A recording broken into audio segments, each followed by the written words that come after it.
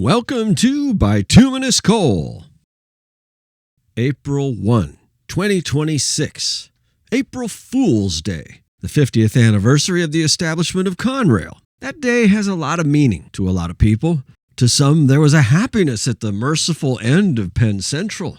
To others, the ends were a loss, the disappearance of beloved railroads like the Lehigh Valley, the disappearance of the Erie-Lackawanna across northern Indiana and other places. For some, Big Blue symbolized the revitalization of Eastern railroading. Whatever your take, let's enjoy some looks at Conrail imagery captured within the last year. Big Blue has been with us again in Heritage Units, and the can opener can still be seen on a dwindling amount of rolling stock. Let's go to Big Blue. Let's go to the trains. Love to see that headlight. Loved catching this Heritage Unit on the 50th anniversary of Conrail Day. Oh yeah.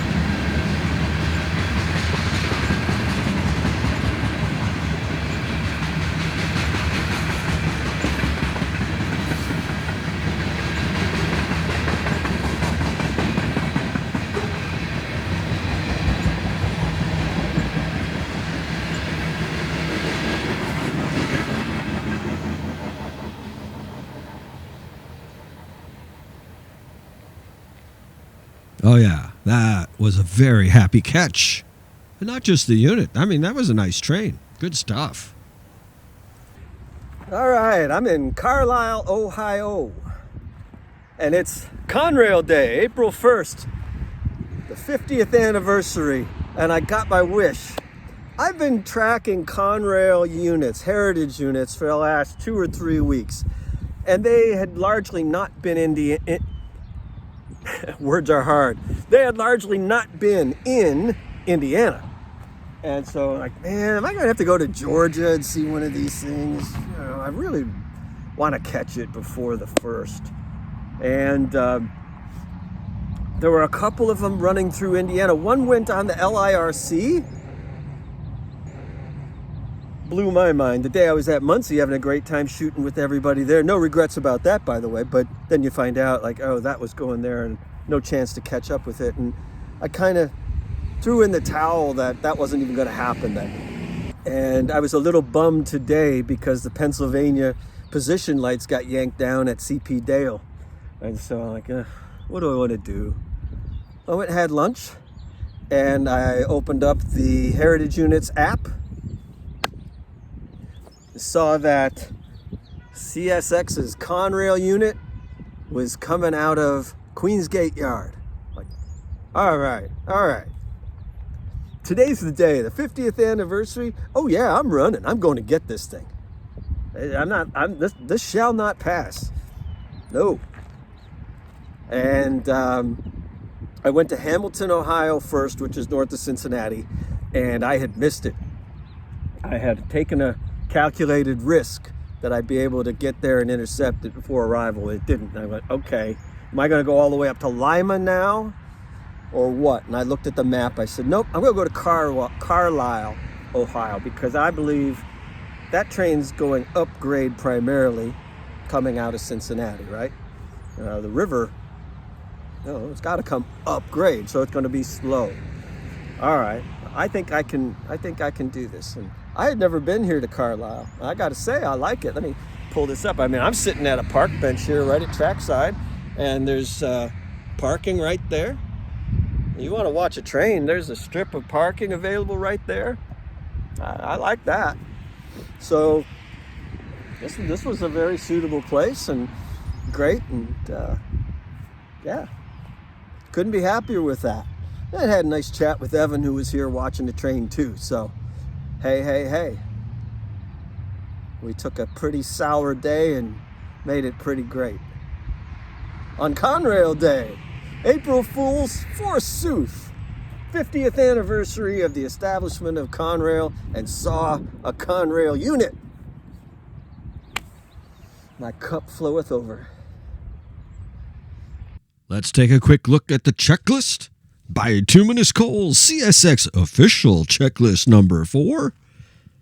Yeah, already had seen this one. Already caught CSX 1976, so let's not dwell on it. Let's dip into the archives to see NS 8098, Norfolk Southern's Conrail Heritage Unit. Caught this one in a special place, Gallitzin, Pennsylvania, at the Allegheny Tunnel. This had all the rail fans in the area excited and at trackside or on the bridge over the tracks. Cameras in hand.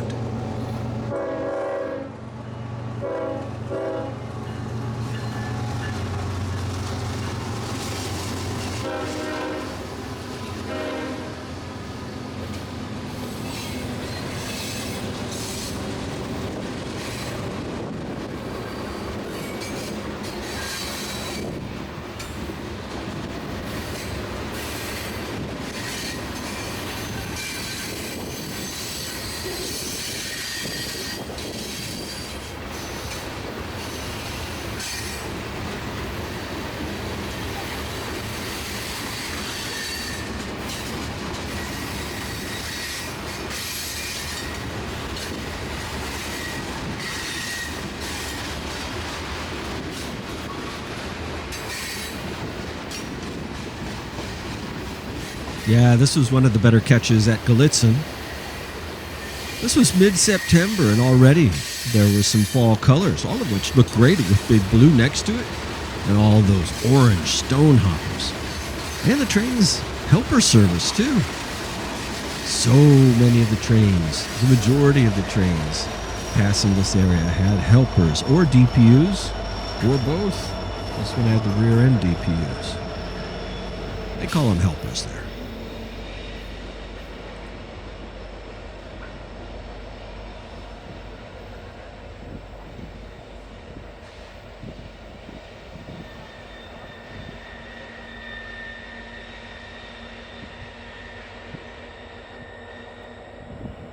Such a fun place to catch trains.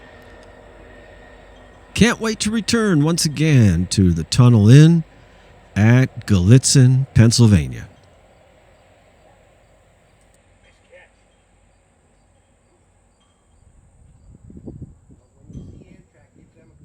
All right, we took a look at the CSX checklist, so let's do the same and check out the Norfolk Southern checklist. Yes, we've already seen the Conrail NS8098, but we've also seen the nickel plate and the Pennsylvania. And astute viewers would note, hey, Mr. Cole, what about NS8099, the Southern? You showed that one to us on the blooper reel. Yeah, that's right, I showed it to you on the blooper reel, and for the purposes of the way I think of things, that doesn't count. Not good enough. I will catch that one again come hell or high water and put a proper lump of coal on the checklist. That one, fun, didn't cut it. So, that's the story there. All right, let's shift gears away from the heritage units and towards the collection of rolling stock clips that I have. All Conrail stuff, not repainted. Well, not repainted by CSX or Norfolk Southern. Just leave it at that. Let's go to the trains, etc. The first series of clips are from home base Fortville, Indiana, on the CSX Indianapolis line. The most common sightings here are boxcars. This one looks like it's in decent condition, and thankfully the Conrail logo is high enough to have escaped the reach of the spray paint pests. Lettered for NYC, New York Central for the Conrail breakup. Sadly, there are few opportunities to see CR stenciled on a car, but the Conrail quality logo is there. Only wish it was bigger. And now, a drone look at the same car crossing Main Street in Fortville, Indiana. Whenever a manifest freight rolls through Fortville, I'm hopeful for a Conrail sighting. When a train like M332 rolls and I see the boxes, the excitement level rises. 86-footers pass here frequently. I look at the CSX box to the right with the Tuscan red door, and I imagined it came from a Conrail box. Now, the same train to spot a Conrail 86-footer is also one for the occasional Chessie 86-footer.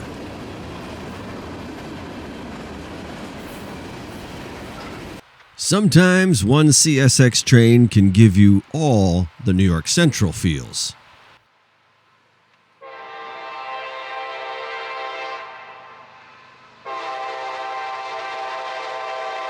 Oh yeah, the New York Central Heritage Unit on CSX. Let's skip a bit, brother. I got excited at seeing the boxes, then disappointed.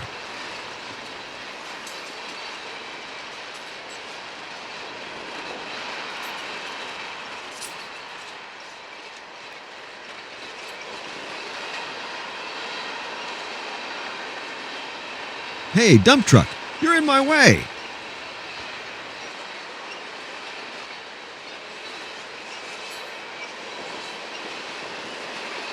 Of course, the drone is good for many things, but it's really good for, hey, dump truck, you're in my way.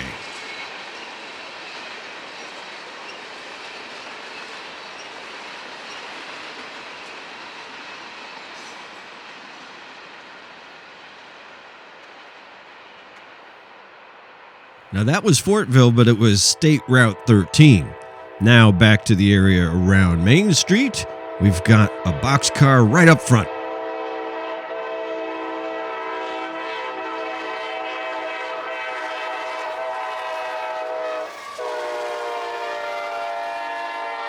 Well, the taggers got a hold of this one and covered up the reporting marks. Shame. Well, let's take a look from the air.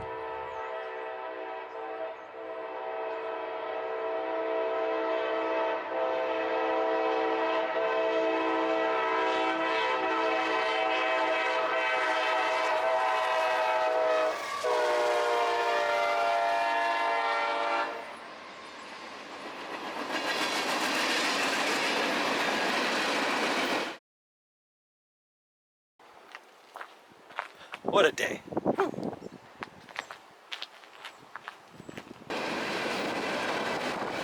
This Conrail boxcar is really showing its age. The paint is about as faded as the company's history itself. So, Conrail boxcars can still be seen in the wild and easily enough on the Indianapolis line and in other places. Another type we can frequently find in Conrail paint? Autoracks. This catch is at McCordsville, just one town west on the Indianapolis line from Fortville.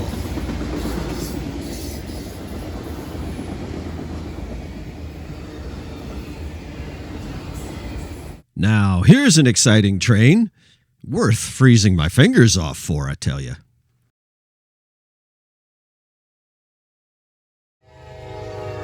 That's the Providence and Worcester unit, Genesee and Wyoming affiliate.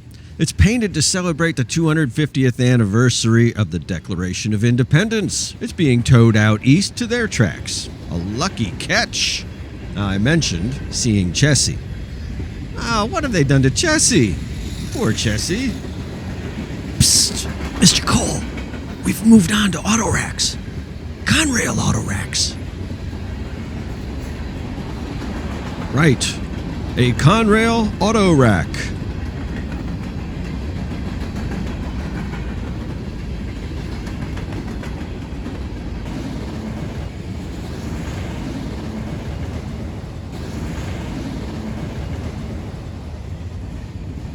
Next up, Conrail Autoracks in Vermilion, Ohio, on the water level route. And yeah, they catch a little bit blurry because they're moving at 60 miles an hour on the water level route. Another type of car still sporting the can opener, steel coil cars. This train also spotted at Vermilion, Ohio on the water level route. Oh wow, look at this! Still lettered for Conrail. CR reporting marks. This may be my favorite car of the whole bunch.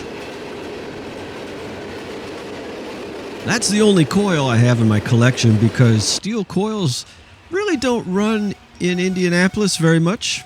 So let's move on to another reliable Conrail catch, coal cars.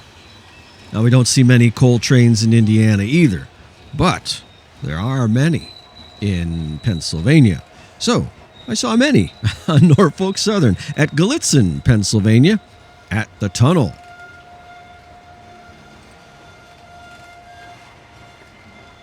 I'm sure you're already getting a good sense of why the coal trains are so much fun if you're scouting out for Conrail hoppers. It's not like the Autoracks or the boxcars where there's one here, maybe one on a train. No, coal trains have many of the Conrail hoppers on them, so it's a real treat.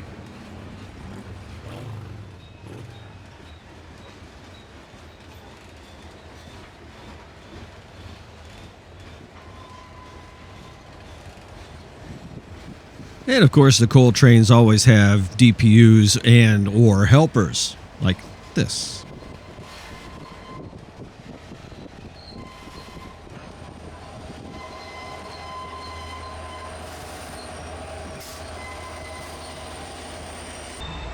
And of course, Horseshoe Curve is magnificent. Only a handful of miles away from Gallitzin. You do have to be able to endure the constant squealing as the cars go around the curve.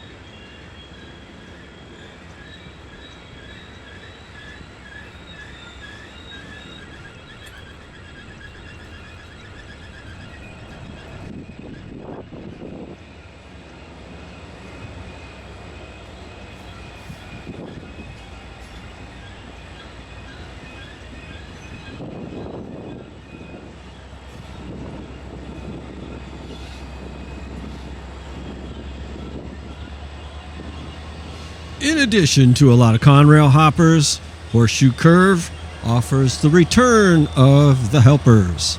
shuttle service.